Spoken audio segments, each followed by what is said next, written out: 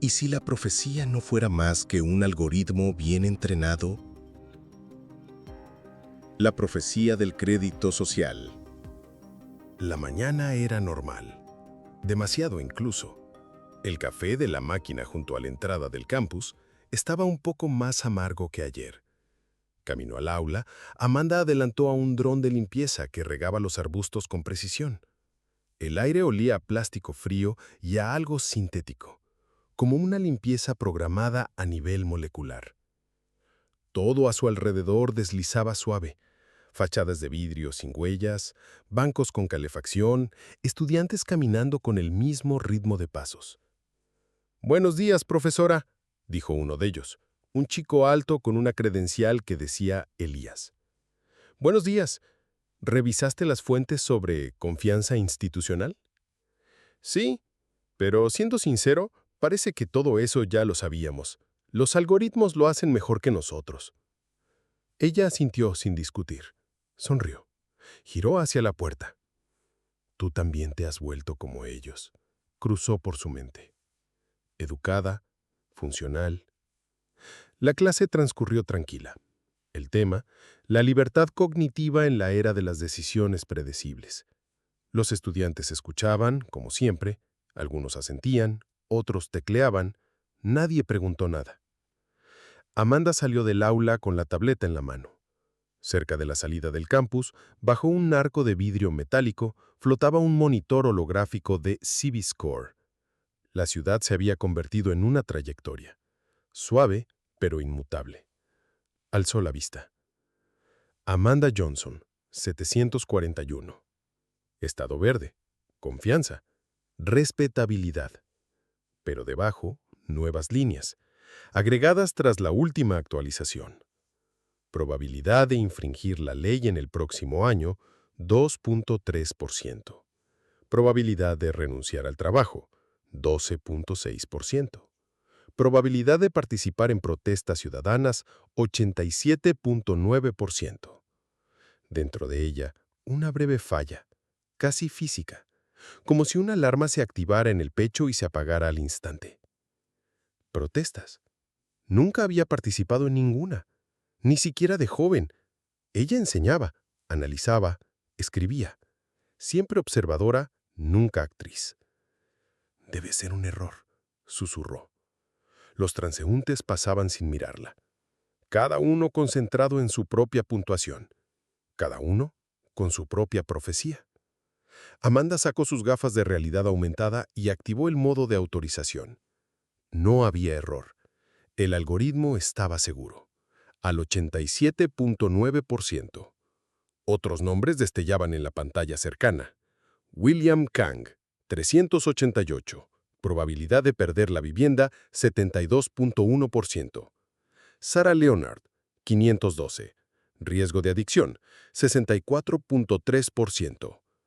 A nadie se le movió un músculo. Todos caminaban como sobre rieles trazados por alguien más. Amanda se quedó quieta. Tal vez ese era el primer paso, hacia un futuro que el sistema ya había visto. Ella simplemente aún no sabía cuán pronto comenzaría. Hace un año, Dallas era una ciudad como cualquier otra, con atascos, músicos callejeros y leyes humanas opacas. Hoy era transparente hasta lo inquietante. El sistema CiviScore, implementado por la alcaldía bajo el lema «Seguridad a través de la previsibilidad», cambió el ritmo de vida. Ahora cada ciudadano tenía un puntaje, de 0 a 1000, que no reflejaba tanto lo hecho, sino lo probable. El algoritmo analizaba todo. El tono de voz en las llamadas, el ritmo al caminar por el centro comercial, las pausas al escribir, correos no enviados, fotos borradas, amigos y exparejas. Cuanto más alto el puntaje, más limpia la reputación. Cuanto más bajo, más cerca el abismo. La doctora Amanda Johnson miraba la pantalla de su terminal. El artículo que escribía para Sociological Inquiry se titulaba «El algoritmo como profeta, cuando las predicciones se convierten en destino». Revisaba entrevistas a participantes del programa piloto. Un adolescente confesó que había dejado de discutir con su padre al ver que tenía un 68% de probabilidad de conflicto familiar. Una joven con 812 puntos decidió no denunciar el acoso de su jefe. Temía que su puntaje bajara. Un bibliotecario jubilado, al saber que tenía alta probabilidad de aislamiento social, dejó de salir de casa. Amanda cerró el portátil. Por un momento, silencio, como si la ciudad hubiera dejado de respirar. Se levantó. Caminó hasta la ventana. Abajo pasaban estudiantes. Alguien reía, alguien grababa. Todos con puntajes. Todos con destinos digitales trazados en trayectorias limpias y predecibles. Hablo a mis alumnos sobre libre albedrío. Escribo sobre responsabilidad, sobre resistir a los guiones digitales. ¿Y yo? Yo también vivo por los puntos.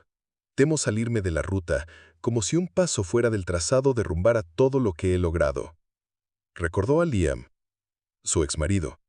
Su puntaje se desplomó tras publicar un artículo sobre contratos militares. La universidad rompió su contrato. Los colegas se alejaron. Él le pidió que lo defendiera, que escribiera una carta abierta. Cuando su puntuación bajó, no fui con él. Seguí por la trayectoria. No volvieron a hablar. Incluso Daniel, mi hijo, ya tiene en su informe escolar un riesgo de impulsividad. Tiene 6 años. 6. Y ya es un riesgo. Apretó los dedos. Tal vez no sean predicciones. Tal vez sean programas de conducta. ¿Qué tal si la libertad no es lo que hacemos, sino lo que creemos posible? El sistema no obligaba, solo sugería. Pero lo hacía con demasiada convicción. Amanda lo entendió.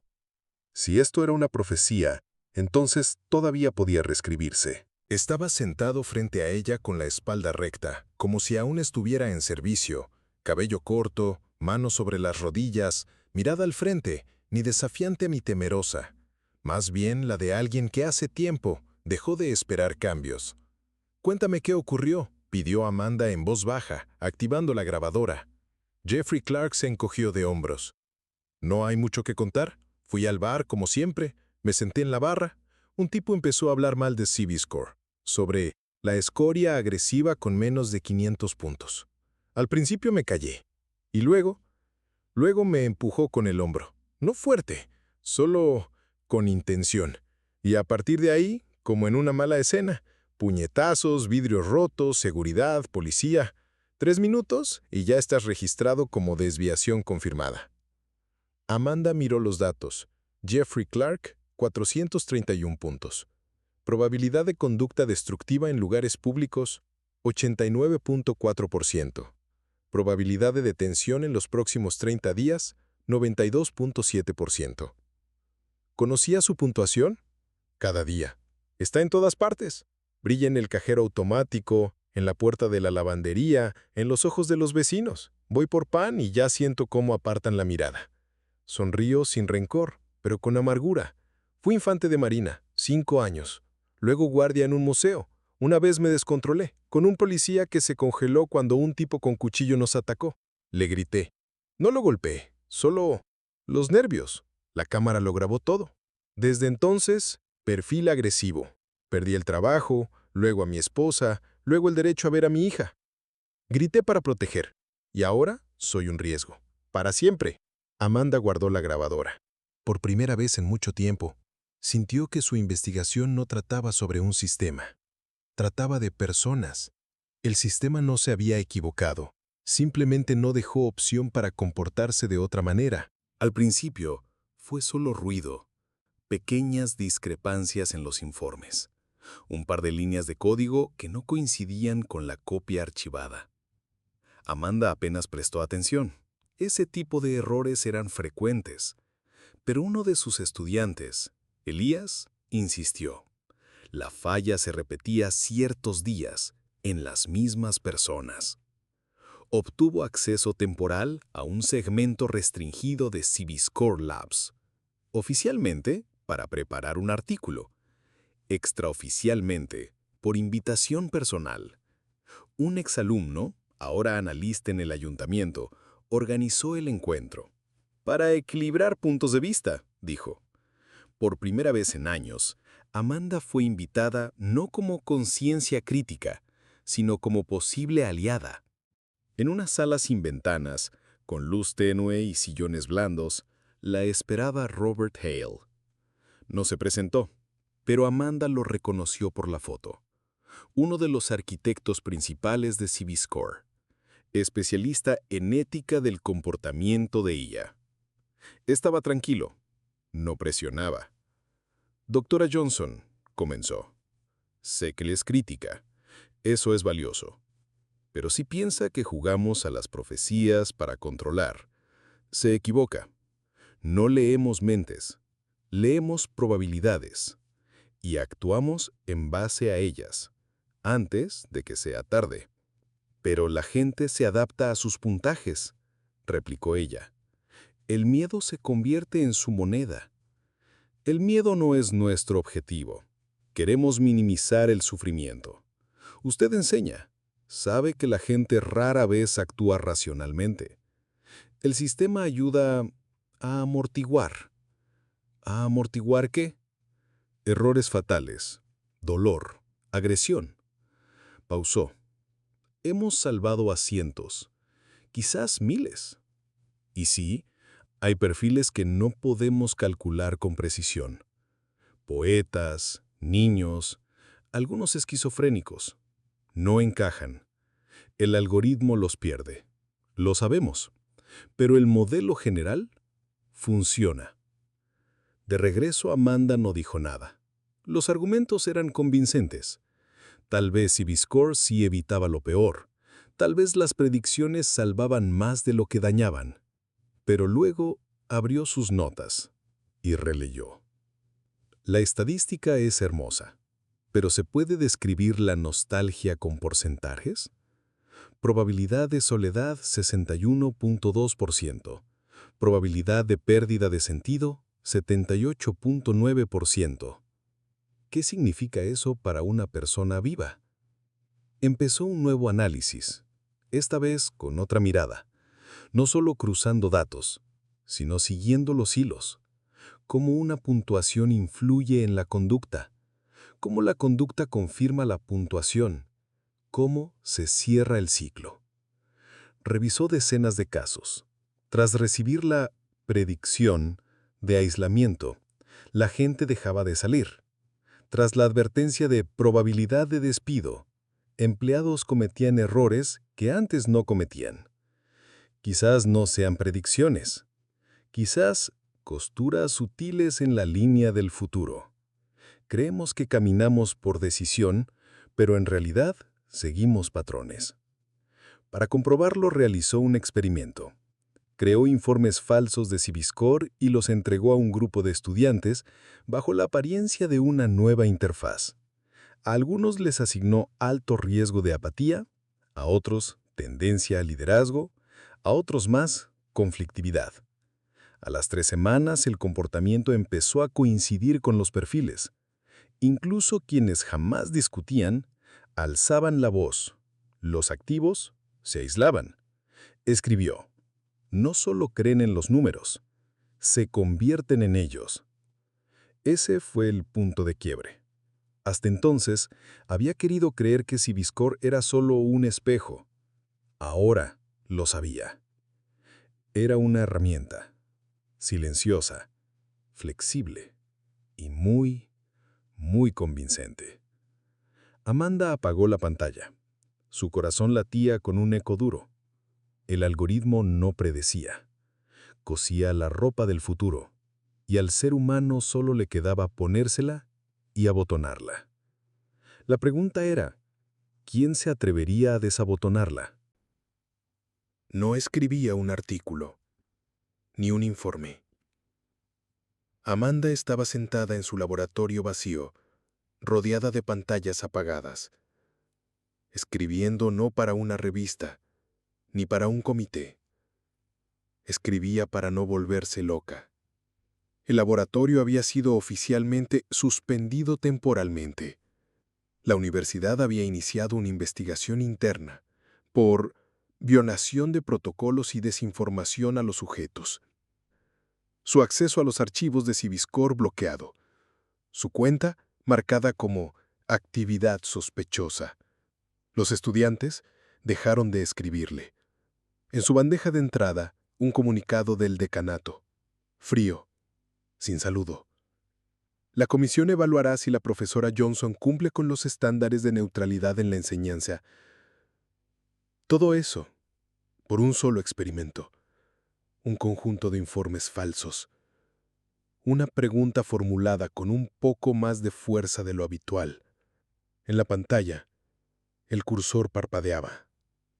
Yo, Amanda Johnson, 48 años, socióloga, docente, madre, ciudadana, ser humano. No sé lo que está ocurriendo. Se detuvo. Línea borrada. Yo, Amanda Johnson. Otra pausa. ¿Y si tenía razón? Haley. ¿Y si al romper esto solo desatara el caos? ¿Y si eso que llamamos control es lo único que nos protege de algo que ni siquiera tiene nombre? Amanda miró por la ventana. Afuera la ciudad parecía un mapa de líneas luminosas, ajena pero conocida. Cada punto, una trayectoria. Y de pronto creyó ver la suya, serpenteando. Saliéndose lentamente del riel. Volvió al texto.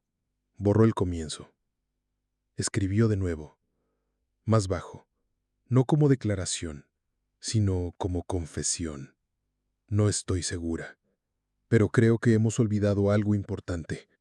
No un número, no un gráfico, no un modelo, algo vivo. Quizá el dolor, quizá la elección, quizá el derecho a equivocarse, agregó. No puedo probar que Civiscore sea dañino, pero veo a personas comportándose no como sienten, sino como se espera de ellas. Quizá eso no sea un crimen, pero tal vez sea la lenta desaparición del ser humano, releyó. Le pareció demasiado emocional, demasiado suave, pero no cambió nada. Al amanecer, pulsó publicar. El texto se difundió. Listas académicas, grupos de investigación, plataformas independientes. Pronto apareció también en foros donde antes solo se admitía a usuarios verificados. 2 horas después, su puntuación empezó a bajar. Primero, 3 puntos, luego 9. Después, un descenso brusco hasta 694. Aparecieron nuevas etiquetas. Nivel elevado de ansiedad. Signos de agitación antisocial. Potencial de radicalización. Amanda observó los números descender. Lentamente. Implacables. Como si el sistema dijera, ya no estás desviándote. Ya no existes dentro del modelo. Y entonces llegó el primer mensaje. Un estudiante llamado Landon. Gracias. Pensé que algo andaba mal conmigo. Ahora sé que simplemente no quiero vivir según su esquema. Y otro, y otro. Capturas de pantalla, frases subrayadas. La gente compartía, citaba, debatía. El sistema lo registró como protesta, pero Amanda, por primera vez, sintió que tal vez estaba comenzando algo verdadero. Todo comenzó con un hashtag, no soy mi puntuaje, escrito en una hoja que un estudiante se colgó en la espalda en el comedor del campus. Media hora después, un barista del café tenía el mismo cartel. Al día siguiente, un profesor de matemáticas. Después llegaron las capturas de pantalla. La gente empezó a publicar sus puntuaciones, sobre todo las bajas, con un comentario. Esto no soy yo, es su suposición. La viralidad fue casi orgánica. Años de miedo acumulado se soltaron. Expulsiones, degradaciones, silencios en las entrevistas. La gente estaba cansada de fingir ser predecible. Amanda observaba el movimiento no como líder, sino como testigo. Ya no controlaba el proceso, y eso fue una forma de liberación. Las primeras reuniones fueron espontáneas, en parques, bajo puentes, en sótanos de residencias. Pronto comenzaron a llamarlas comunas offline. Una de ellas se instaló en una escuela primaria abandonada. Las aulas estaban vacías, pero alguien había fregado los suelos, encendido velas. En la pizarra se escribían con tiza temas de reunión, frases, recetas. En una esquina, una pila de libros viejos. Los traían de áticos, sótanos, memoria, sin Wi-Fi. Los móviles en una caja en la entrada. Todo se registraba a mano. Elías, el estudiante que había detectado las fallas en el sistema, se convirtió en coordinador. Aún dudaba, lo decía abiertamente, pero seguía viniendo, buscando soluciones, ayudando. No estoy seguro de que esto funcione, le dijo Amanda una noche. Pero por primera vez siento que las decisiones son mías, incluso si me equivoco. La comida se preparaba con lo que alguien traía. Los servicios, a cambio de ayuda o en efectivo. Algunos dibujaban fichas de papel con palabras escritas. Confianza. Literalmente. Pero no todos podían permitirse salir. En una reunión, Amanda notó a una mujer vestida de oscuro, de pie contra la pared. Más tarde, se acercó. Apretaba las manos. Quería unirme de verdad, pero mi madre está en una clínica. Necesita un medicamento, y mi puntuación le da derecho al tratamiento. Si lo pierdo, no lo soportará. No puedo. Se fue sin decir su nombre. Amanda no la juzgó. No la consoló.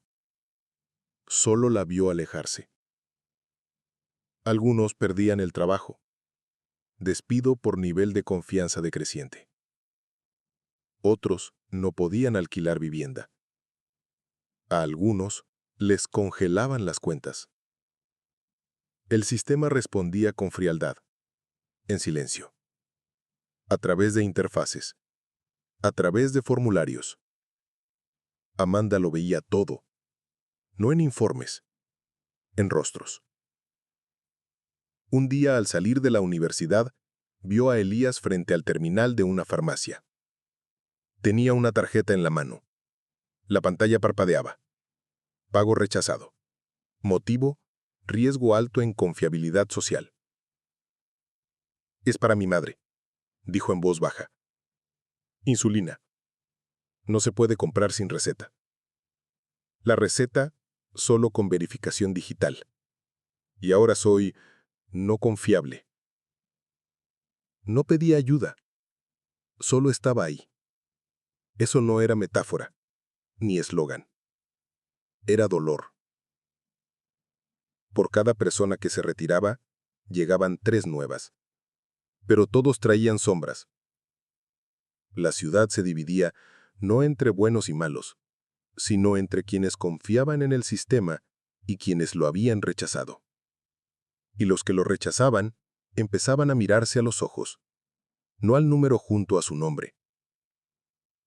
Pero aún en esas zonas de libertad quedaba una sombra inquietante.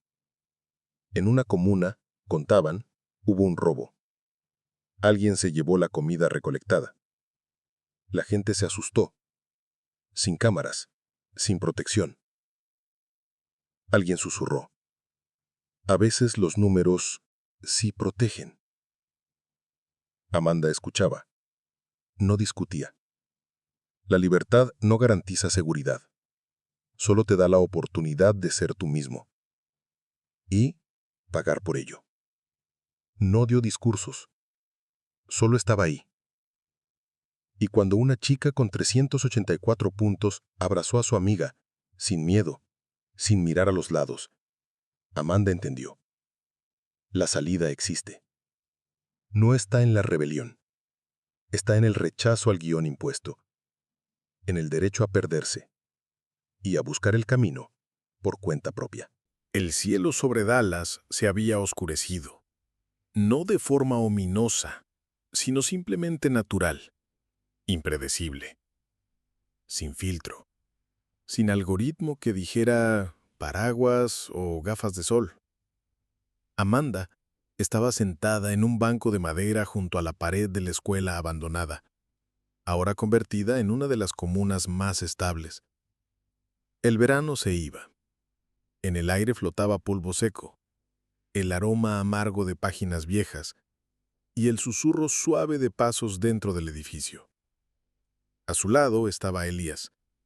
Le entregó un cuaderno grueso, con una portada artesanal. En la esquina, un borde gastado, la huella de un dedo. «Encontré tus clases», dijo él.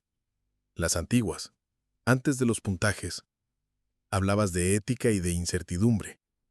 Las imprimí, en papel, para que queden, para que alguien pueda abrirlas y volver a leer, incluso si todo desaparece». Ella tomó el cuaderno, pasó el dedo por el lomo. «¿Sabes?», dijo. «En ese entonces ni siquiera entendía lo que estaba diciendo. Recién ahora lo entiendo». Él asintió y se alejó.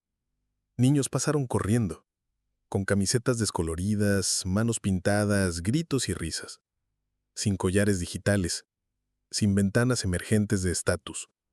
Uno de ellos tenía un avión de madera hecho a mano. Lo lanzó al aire y voló, lejos, hacia el campo.